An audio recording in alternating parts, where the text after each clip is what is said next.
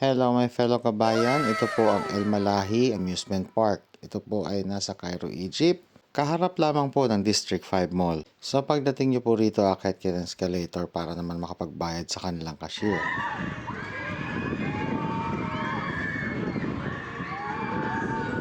Well, yung exact location po ng lugar na to at yung mga additional information ay makikita po ninyo sa comment section. At kung familiar po kayo sa Enchanted Kingdom dun sa Pilipinas, ay parang ganun lang din po.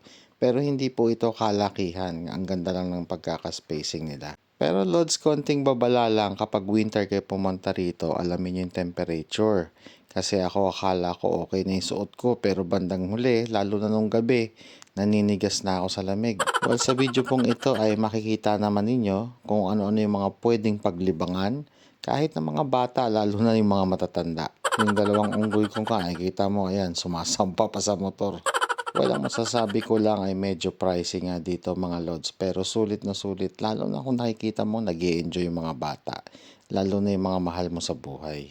Ako man ay may mga karanasang ganito nung bata ako, kaya naman sa mga gantong pagkakataon, naaalala ko rin nung dinadala ko ng nanay ko sa mga karnibal, lalo na dun sa may Cubao. Well, ang naaalala ko nga lang nun, kahit isang hotdog, isang rides, basta kasama ko lang yung nanay ko kasi syempre hindi ko naman inaamin, pero sa totoo lang mamas boy din ako mga lods. Kaya naman katulad ng palagi kong sinasabi kabayan, kung meron kang chance to make good memories with your children, ito ay maituturing na isang kayamanan na hinding-hindi mabibili ng pera.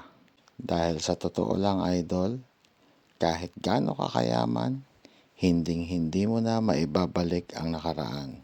So sa mga bago lamang po sa page natin, huwag pong kalimutang mag-follow para updated po kayo palagi.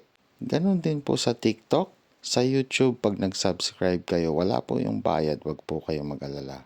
Ngayon kung gusto nyo pong makita ang buong Egypt nang hindi pumupunta sa Egypt, huwag po kayong mag-alala at ipapasyal ko kayo sa pamamagitan ng ating mga video.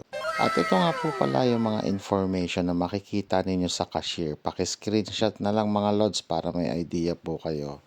Mga prices po yan ng rides or klase ng ticket na pwede ninyong bayaran. Actually, yung follower natin sa TikTok at sa Facebook ay halos pareho lang. 14K followers. So, baka naman pwedeng pasyalan nyo po yung YouTube natin at nasa 800 subscribers pa lamang po ako.